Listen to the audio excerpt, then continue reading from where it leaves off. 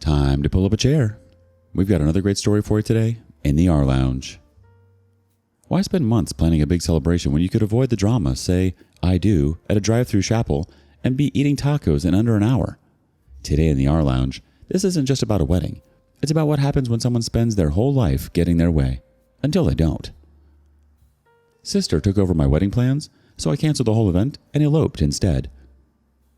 My boyfriend James proposed to me after 4 years together. We were both 28, had stable jobs, and had been talking about marriage for a while, but the proposal still caught me off guard. He did it during a hike at our favorite spot. Nothing flashy, but perfect for us. I immediately said yes. We were both excited to start planning our wedding. Since we'd been saving up, we agreed on a $15,000 budget for a modest wedding with around 75 guests. Just our close friends and family. We wanted something simple but nice that wouldn't put us in debt. The plan was to get married in October, giving us plenty of time to plan. I called my parents first to share the news, and they seemed genuinely happy for us. My mom immediately started talking about venue options and dresses. Then I called my older sister, Melissa. She squealed with excitement and bombarded me with questions about the ring, the proposal, and our plans. I was relieved everyone was being supportive. James and I spent several weekends looking at venues in our price range. We made spreadsheets and compared costs for everything. I've always been organized and budget conscious, and James is the same way. We found a few places we liked, including this beautiful garden venue that was within our budget and had the exact vibe we wanted. Then Melissa called and offered to help with the wedding planning. I should have seen the red flags right away. My sister and I have always had a complicated relationship. Growing up, she always had to be the center of attention and would often take over my projects or hobbies. But I thought maybe this was a chance for us to bond and strengthen our relationship. Plus, she'd been married for 4 years already, so I figured she might have some useful insights. "I'd love to help you plan everything," she said. "I know all the best vendors in town. Your wedding should be perfect." I hesitantly accepted her help, thinking it would be nice to have someone experienced to guide me through the process. I still planned to make all the final decisions, of course. The problem started almost immediately. I showed Melissa pictures of the garden venue we liked, and she wrinkled her nose. "That place? Really? It's so basic. You can do way better than that." She then proceeded to schedule viewings at venues that were way outside of our budget. I went along to one of the viewings at a luxury hotel downtown. That place was gorgeous, I'll admit, but when the coordinator mentioned the price, almost $15,000 just for the venue rental, I nearly choked. "That's our entire wedding budget," I whispered to Melissa. She rolled her eyes. "Don't be cheap. This is your wedding day. You only get married once." I tried to explain our budget constraints, but she kept dismissing my concerns. When I mentioned it to my mom, hoping she'd back me up, she just said, "Your sister is just trying to help make your day special. She has good taste." I started to feel like I was losing control of my own wedding. James noticed I was becoming stressed and suggested we put our foot down. "It's our wedding, not Melissa's," he reminded me. I knew he was right, but I also wanted to avoid family drama. Things got worse when we started working on the guest list. James and I had agreed on about 75 guests, our closest friends and family members. I worked on a draft and shared it with my parents and Melissa for their input on family invites. A week later, I got a message from Melissa with an updated guest list. She had added nearly 50 more people. Distant relatives I barely knew, her coworkers, and even some of her friends who had only met once or twice. "Melissa, we can't invite all these people," I told her. "We have a strict budget and limited space." "But they're family too," she protested. "You can't exclude them. Aunt Margaret would be so hurt if she wasn't invited, and Uncle Peter's new wife would love to come." I've never even met Uncle Peter's new wife, but Melissa made me feel guilty, like I was being selfish. The final straw came when I received an invoice in my email from a florist I'd never contacted. The total was $3,500, more than 3 times what we had budgeted for flowers. When I called the florist, they told me my sister had placed an order on my behalf, selecting elaborate centerpieces and premium flowers for every table. I was beyond angry. I called Melissa immediately. "Why would you order flowers without consulting me first, and for $3,500? "I got you a deal," she said proudly. "They normally charge much more for wedding packages. Don't worry, they're going to look amazing, trust me." I didn't trust her, not anymore. James was furious when I showed him in the invoice. "This has to stop," he said. "We're going to be in debt before we even get married." I decided to talk to my parents, hoping they would understand and maybe talk some sense into Melissa, but they seemed to think I was overreacting. "Your sister is just excited for you," my dad said. "She's put a lot of effort into helping you," my mom added. "You should be grateful. Planning a wedding is stressful and she's taking a lot off your plate." But she wasn't taking stress off my plate. She was adding to it. Every day brought a new surprise. Another decision made without my input. Another expense I hadn't approved. One morning, I got a text from Melissa. Booked you for a dress appointment tomorrow at 11. The boutique is amazing. They have designers you're going to love. I hadn't even started looking at dresses yet. I'd been browsing online, saving pictures of styles I liked, and my budget was around $1,200. But when I reluctantly went to the appointment, I quickly realized this boutique was way out of my price range. Melissa had already pulled several dresses for me to try, all in the $5,000 to $7,000 range. When I told the consultant my actual budget, she looked embarrassed and said they had very few options in that range. Still, I tried on the dresses Melissa had selected because she was so excited. None of them felt right, and Melissa wasn't helping with her comments. This one makes your hips look wide. Your arms look a bit flabby in that style. That neckline isn't flattering on you. I was close to tears when the consultant, noticing my distress, brought out a simple A-line dress that had just come in. It was elegant, within my budget, and when I put it on, I instantly knew it was perfect. I felt beautiful and like myself. Melissa disagreed. It looks cheap, she said with a frown. No one's going to be impressed by that. I don't need to impress anyone, I replied. I just want to feel beautiful for James. She rolled her eyes, but backed off. I asked the boutique to hold the dress for me while I thought about it, mainly because I was afraid Melissa would try to return and cancel my choice. When I got home that day, I found a package waiting for me. Inside were sample invitations. Not the simple, rustic design James and I had discussed, but ornate, gold-embossed cards with a color scheme completely different from what we wanted. There was also a note from Melissa. I went ahead and ordered 125 of these. They're $12 each, but totally worth it. The stationer needs the wording finalized by next week. That was $1,500 on invitations alone, 10 times what we had budgeted, and for a design we didn't even like. I was done. I called Melissa and told her she needed to stop making decisions without consulting us first. We appreciate your help, but this is our wedding and we need to stick to our budget and our vision. I expected her to be defensive, but I wasn't prepared for what happened next. She burst into tears. I've been working so hard to make your wedding perfect, and this is the thanks I get? You're so ungrateful. I'm just trying to help because I love you. She hung up on me. Within an hour, both my parents called, saying I had broken Melissa's heart after all she'd done for me. They made me feel like I was the villain in this situation.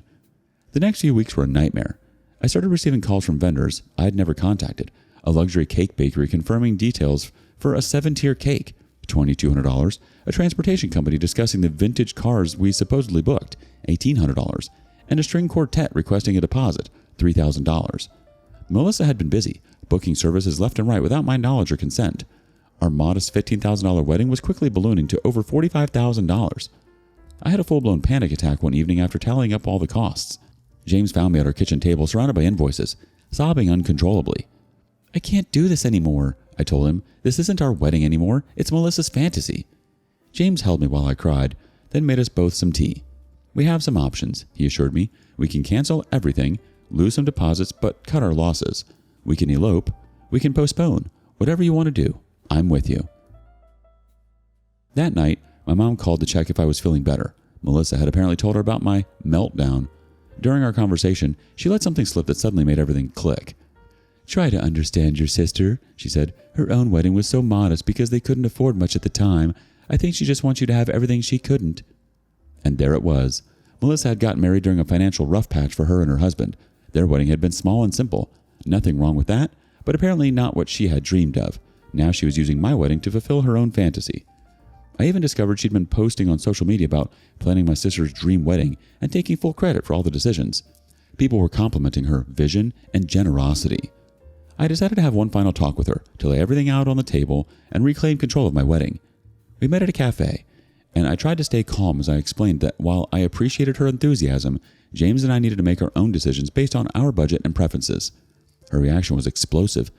You've always been the favorite, she shouted, not caring who heard. Mom and Dad always gave you everything, and now you want to ruin all my hard work because you're too selfish to appreciate it. This is my wedding, Melissa, I insisted, not yours. Your wedding would be pathetic without me, she spat back. A cheap venue, drugstore flowers, and a dress that looks like it came from a thrift shop? Everyone would laugh at you. I left the cafe in tears. When I got home, my parents had already called 3 times. When I finally answered, they told me I was making a big deal out of nothing, and that I should apologize to Melissa. That night, after telling James everything, he looked at me seriously and said, What if we just canceled everything and eloped? Just us, somewhere beautiful, no drama. The idea was so appealing, it took my breath away. A quiet ceremony with just us, focused on our love and commitment, not on pleasing others or meeting someone else's expectations. We'd lose some deposits, I said, thinking practically. Worth it for our sanity, James replied. This is supposed to be one of the happiest times of our lives, and instead it's making you miserable." We stayed up late discussing it, weighing pros and cons, but deep down I think we both knew it was the right decision. By morning we had a plan. I'd contact the garden venue we'd originally loved to see if they could host a private ceremony with just us, an officiant, and maybe 2 close friends as witnesses. As soon as I made that decision, I felt a weight lift off my shoulders. This was our wedding, and we're taking it back. Your sister has completely taken over your wedding and turned it into something that reflects her vision instead of yours. The $3,500 flowers? The $12 invitations? The 7-tier cake? Come on. She's just trying to help. Right. Your sister might think she's being helpful, but pushing expensive flowers, extravagant cakes, and invitations that cost more than a meal out isn't helping. Let them know that while you appreciate the effort, the decisions need to stay in your hands. No wedding is worth this much stress. Update 1. After the night of discussion with James, we officially decided to cancel the big wedding. It wasn't an easy decision, but it felt right. The relief I felt was immediate, like I could finally breathe again after months of suffocation. First, we needed a new plan. We spent a weekend researching alternatives and found this charming bed and breakfast in a coastal town about 3 hours from where we live. It was perched on a cliff overlooking the ocean with a beautiful garden area perfect for a small ceremony. We called them, and they had availability for August 20th, which was actually sooner than our original October date, but we were ready to be married without all the drama. The bed and breakfast had a package specifically for elopements that included a simple ceremony space, an overnight stay in their nicest suite, and breakfast the next morning. We booked it immediately, putting down a deposit that was a fraction of what we'd already spent on the original wedding. Next came the hard part, canceling everything Melissa had arranged. I gathered all the contracts and invoices and spent a full day making calls. Some vendors were understanding and refunded most of our deposits. Others weren't so flexible. The florist Melissa had booked kept 50% of the deposit. The venue she'd chosen kept the entire $5,000 deposit because it was too late to rebook for that date. The bakery for that ridiculous 7-tier cake at least gave us a partial refund. All in all, we lost about $8,000 in non-refundable deposits. It wasn't a small amount, but compared to the $45,000 plus the wedding was going to cost us, it still felt like we were cutting our losses. With the vendors handled, I had to tell our guests.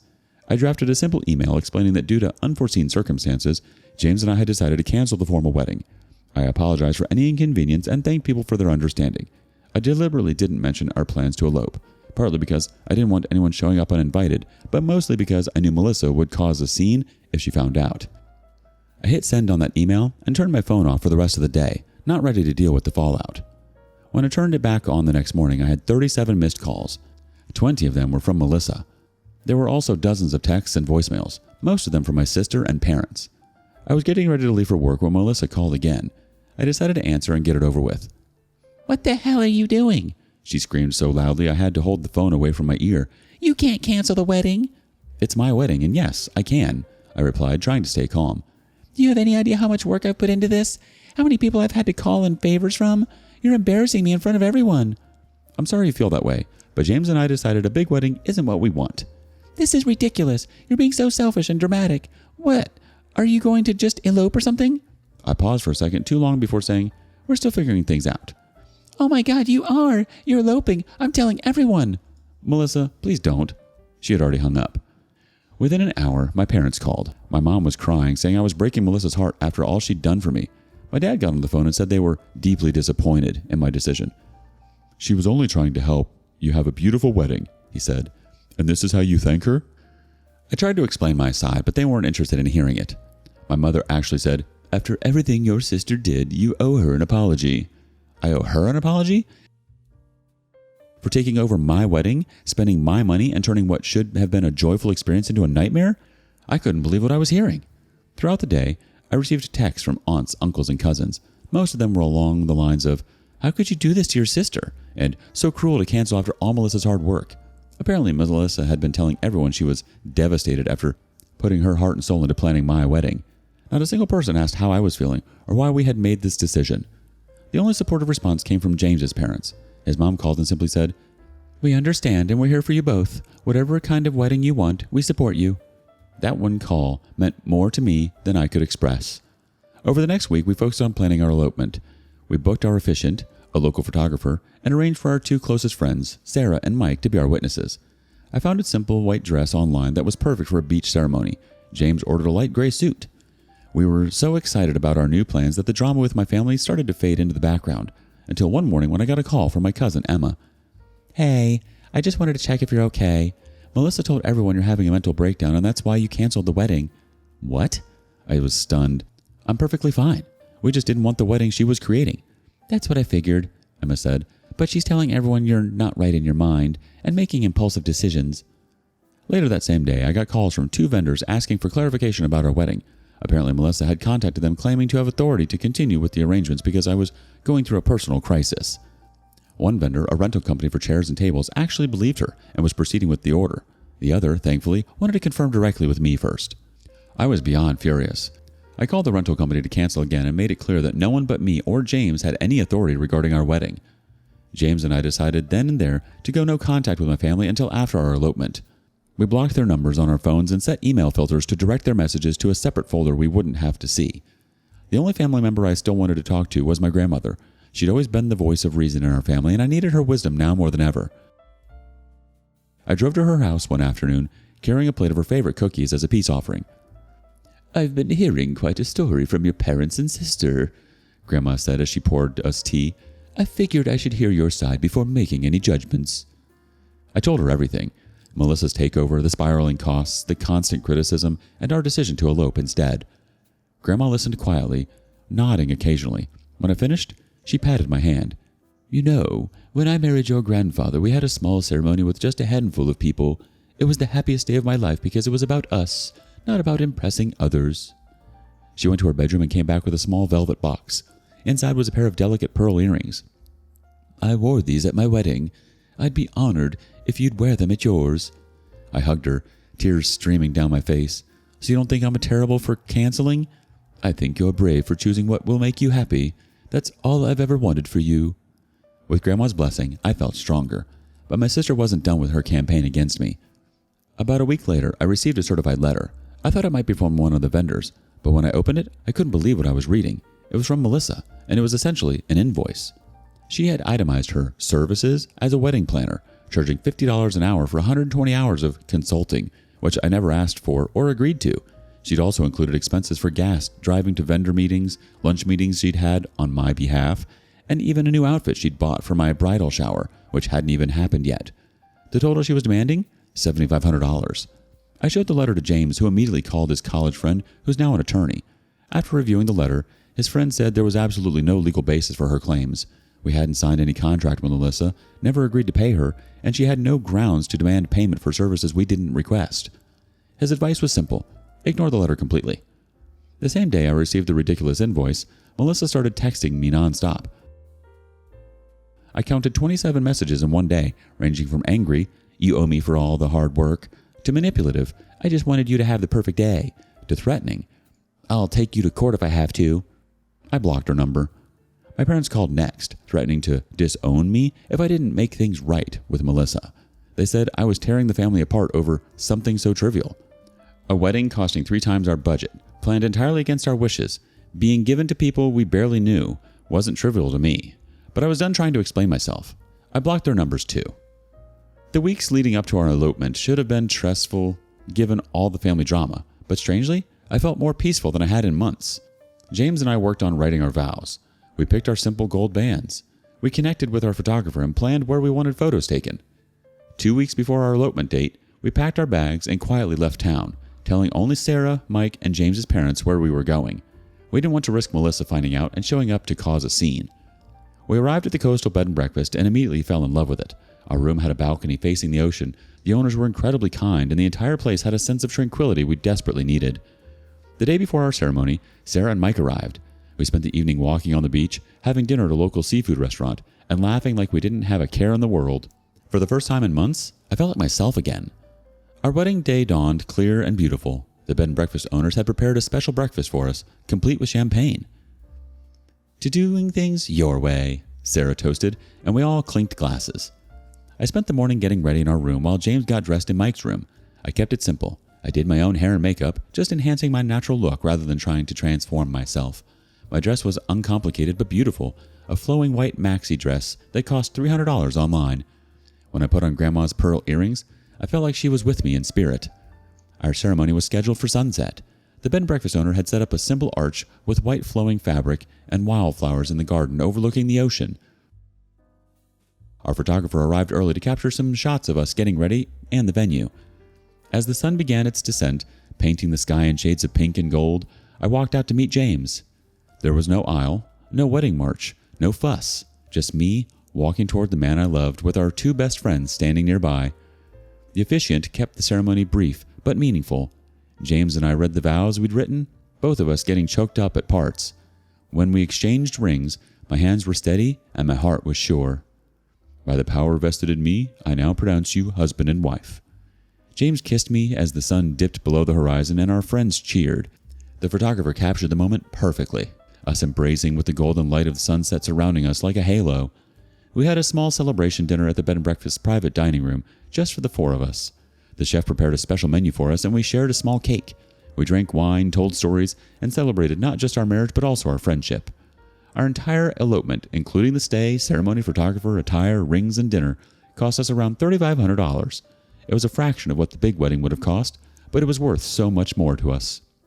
That night, as James and I sat on our balcony looking at the stars, he asked if I had any regrets. Not a single one, I said, and I meant it. Today was perfect because it was ours. You and James made an incredibly brave decision, and honestly, it sounds like it was the absolute best one for your sanity and happiness. I love how you and James refocused on what truly mattered, your relationship, your commitment, and creating a day that felt right for you. Your grandma is an absolute gem, and her reaction was such a breath of fresh air after all the drama. And the elopement itself? It sounds perfect.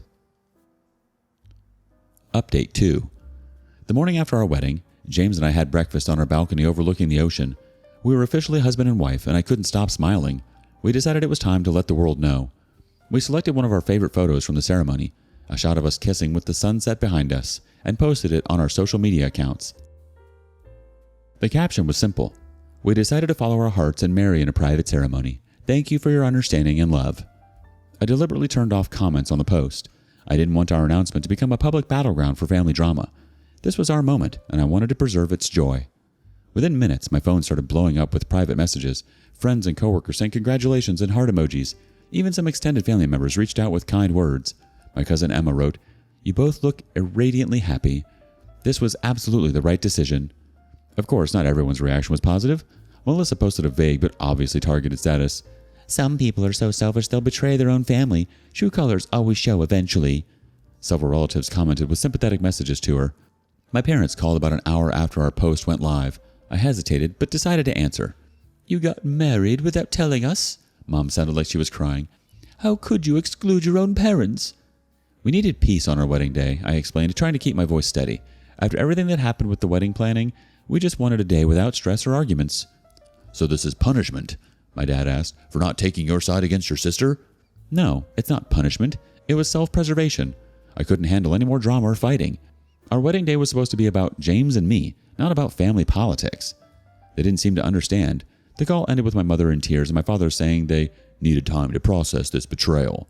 I felt a twinge of guilt, but it was overshadowed by the certainty that we'd made the right choice. James and I stayed at the coastal town for another week, turning our elopement into a mini honeymoon. We explored the beaches, ate at local restaurants, and spent hours just enjoying each other's company without the cloud of wedding stress hanging over us. When we finally returned home, there was a certified letter waiting for us. I recognized Melissa's handwriting on the envelope and felt my stomach drop. Inside was a formal-looking document when she threatened legal action for breach of contract and services rendered. She claimed that by canceling the wedding after she had performed extensive planning services, we had broken a verbal agreement. She was demanding $12,000, the $7,500 from her previous invoice, plus legal fees and emotional damages. "Is she serious?" James asked, reading over my shoulder. We immediately contacted James's attorney friend again, who assured us her claims were completely baseless. "There was no contract, verbal or otherwise," he explained. "She can't claim payment for services you never requested, and emotional damages is just ridiculous in this context." He drafted a brief response stating that we acknowledged no legal obligation and would not be responding to further communication on this matter. We sent it by certified mail, so she couldn't claim she never received it. The day after we sent the letter, my parents called demanding a family meeting to discuss my hurtful actions. I was tempted to refuse, but James suggested it might be good to clear the air. "I'll go with you," he said. "We'll face them together." I agreed to meet them, but with conditions. James would be present, and we would meet on neutral ground, not at their house where Melissa and I grew up. We settled on a restaurant for the following weekend. Before the meeting, I received unexpected support. 2 of my cousins sent me messages saying they completely understood why I eloped. Melissa took over my graduation party too, one wrote. She changed the theme, invited her friends, and then acted like she'd done me a huge favor. Your wedding would have become her show entirely. The other cousin shared a similar story about her baby shower. Apparently this was a pattern with Melissa that the family had been enabling for years. Armed with this knowledge and with James by my side, I felt ready to face my family. When we arrived at the restaurant, my parents and Melissa were already seated at a corner table. Melissa had brought a large 3-ring binder that she placed prominently on the table. My father looked stern, my mother anxious, and Melissa smugly confident. "Thank you for coming," my father began formally after we ordered drinks. "We need to discuss what happened and how to move forward as a family." Melissa immediately opened the binder. "I've documented everything I did for Claire's wedding. Over 150 hours of work, countless phone calls and meetings, all the vendors I coordinated with." She turned the binder to show us spreadsheets, receipts, and what looked like a detailed timeline. "I didn't ask you to do any of that," I said quietly. "You accepted my help," she shot back. "You let me make calls on your behalf." Initially, yes, I accepted your offer to help, but help should have meant supporting my vision and budget, not completely taking over and ignoring my wishes. Jane spoke up. "Every time Claire tried to set a boundary, you pushed past it. You booked vendors we never approved and committed us to expenses 3 times our budget." Melissa's face flushed. "I was trying to give you a wedding people wouldn't laugh at." "No one would have laughed at our original plans," I said. "We wanted a simple, meaningful ceremony that reflected who we are, not an extravagant show to impress people." My father shook his head. "What you did was to humiliate this family. People are talking. They're saying you two had a falling out, that there are problems between you. It's embarrassing." "What's embarrassing," James said firmly, "is that you're more concerned with appearances than with your daughter's happiness." My mother, who had been quiet until now, suddenly burst into tears. "Why can't you girls just get along? Why does everything have to be a competition?" The question hung in the air. I wanted to point out that I'd never been the one competing. It was always Melissa trying to one-up me or take over my milestones, but I knew it wouldn't make a difference. "This isn't about a competition," I finally said. "It's about respect. I deserve to have my wishes respected for my own wedding. When that became impossible, James and I made the decision that was right for us." The meeting continued for another uncomfortable hour, with no real resolution. Melissa maintained that I'd used her and then discarded her. My father insisted I should apologize for the public embarrassment. My mother just kept asking why we couldn't all get along. We left the restaurant with the divide between us, feeling wider than ever. A few days later, I received a message from my aunt, my mother's sister. She wanted to meet for coffee, just the 2 of us. I was hesitant, but agreed. "I heard about the family meeting," she said when we met. "Your mother called me crying afterward." I braced myself for more criticism, but instead, she reached across the table and squeezed my hand. "I wanted you to know that I understand why you did what you did." Melissa has always been difficult. She has this need to control everything and be the center of attention. My aunt went on to tell me that Melissa had also taken over her daughter's high school graduation party a few years back. She insisted on changing the theme, the food, everything. By the end, it was like it wasn't even my daughter's celebration anymore. "Why does everyone let her get away with it?" I asked. My aunt sighed. "It's been happening since you girls were little. Your parents found it easier to give in than to deal with her tantrums. Over time, it became the pattern, the path of least resistance." Her words gave me perspective I hadn't considered before. This wasn't just about my wedding. It was about decades of family dynamics, of Melissa being allowed to bulldoze over boundaries and everyone adapting about her demands rather than addressing the real issues. "It's not fair to you," my aunt continued. "It never has been, but I want you to know that some of us see it, even if we've been too cowardly to speak up before." That conversation was a turning point for me. I realized that I wasn't crazy or selfish for standing up for myself, and I also realized that the pattern was too deeply entrenched for me to change it single-handedly. The following week, I started seeing a therapist to help process everything. It was one of the best decisions I've made.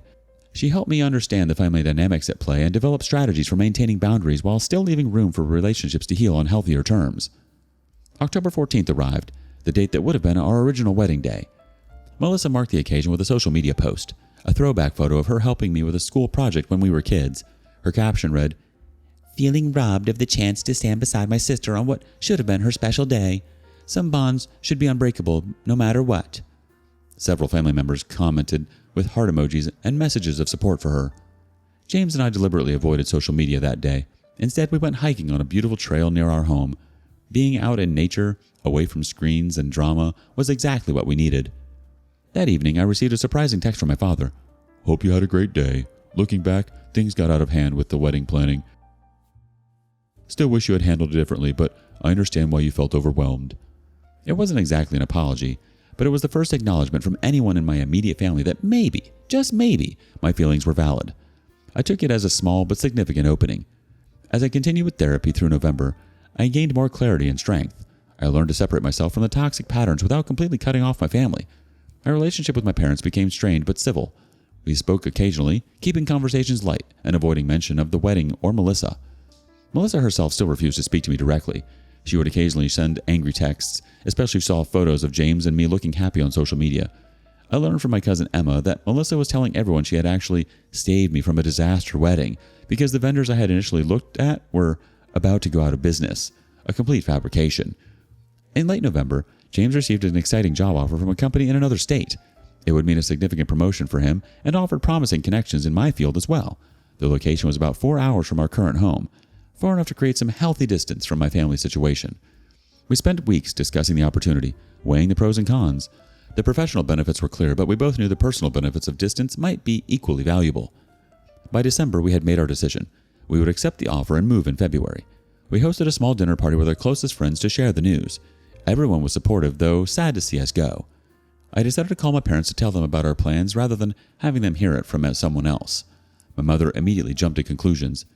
"You're running away from your problems," she said. "This is just another way to avoid dealing with your sister." "Mom, this is a career opportunity for both of us," I explained calmly. "It has nothing to do with Melissa. It's about our future." She didn't believe me, but my father was more practical. "How far is it? Will you be able to come back for holidays?" It wasn't enthusiastic support, but it was something. I debated whether to reach out to Melissa about our move. Despite everything, she was still my sister, and some part of me hoped that someday we might repair our relationship. I wrote her a heartfelt email explaining our decision to move, acknowledging the pain between us and expressing hope that with time and distance, we might find a way back to being sisters who could at least be civil with each other. She never responded. In January, James and I celebrated 6 months of marriage with a weekend getaway to a mountain cabin. As we sat by the fireplace reflecting on our first half year as husband and wife, I realized how peaceful our lives had been since we took control back from Melissa and my family. "Do you ever regret eloping?" James asked. "Never," I said honestly. "It was the best decision we could have made." That same week, we received the full album of professional photos from our elopement. The photographer had captured everything beautifully. The sunset ceremony, our first dance on the beach, the intimate dinner afterward. Looking at the images, the joy on our faces was undeniable. We created photo albums as keepsakes and sent copies to my parents, James's parents, and my grandmother. Grandma called as soon as she received hers. "You look so happy, dear," she said, her voice warm. "That's all I ever wanted for you." My mother texted the photos were nice, but added she still wishes she could have been there. It was bittersweet, an acknowledgement of the beauty of our day mixed with lingering hurt, but it felt like progress. February came quickly, and with it, the chaos of packing and moving. To my surprise, my father offered to help drive one of the moving trucks. I accepted, knowing the 4-hour drive would give us time to talk without my mother or Melissa present. Midway through the journey, with miles of highway stretching before us, he finally brought up the wedding. "Looking back," he said, keeping his eyes on the road, "I think Melissa might have gone overboard with the planning." Coming from my father, who had staunchly defended Melissa throughout everything, this was monumental. "She did," I agreed simply, not wanting to push too hard and close this rare opening. "Your mother and I just wanted both of you to be happy. Maybe we didn't handle it right." It wasn't the full apology I might have wanted, but I recognized it for what it was, the beginning of understanding, the closest thing to validation I had received from him. When we arrived at our new home, James and my father unloaded the truck together while I directed where furniture should go. There was an ease between them that hadn't existed before, a mutual respect that gave me hope for the future. After my father left to drive back, James and I spent our first night in our new home sitting on the floor surrounded by boxes, eating takeout and planning where everything would go. We hung only one picture that night, our favorite photo from the elopement, framed in silver, placed prominently on the living room wall. Later I wrote in my journal something I truly believed. Sometimes the hardest decisions lead to the greatest peace. I wouldn't change a thing. Our elopement wasn't just about escaping wedding drama. It was about choosing ourselves, our relationship, and our happiness over family expectations and toxic patterns. It was about starting our marriage exactly as we intended to live it, authentically, simply, and on our own terms. I don't know what the future holds for my relationship with Melissa or my parents. Healing takes time, and some wounds run deep, but I do know that James and I made the right choice for us, and that's what matters most. It's clear this wasn't just about a wedding. It was about a lifelong pattern of your boundaries being ignored. Good for you and James for prioritizing your peace. The fact that even extended family members are reaching out with similar experiences just proves that Melissa's behavior has been a problem for years. Your dad's text might not have been a full apology, but it was something. Hopefully with time, they'll realize that their disappointment is their own issue to work through, not yours to fix. What's the wildest wedding drama you've ever experienced? We want to hear it. Let us know in the comments. And thank you for joining us today in the rLounge. Be sure to like and subscribe and hit that notification bell so you don't miss out on our next video. Until next time.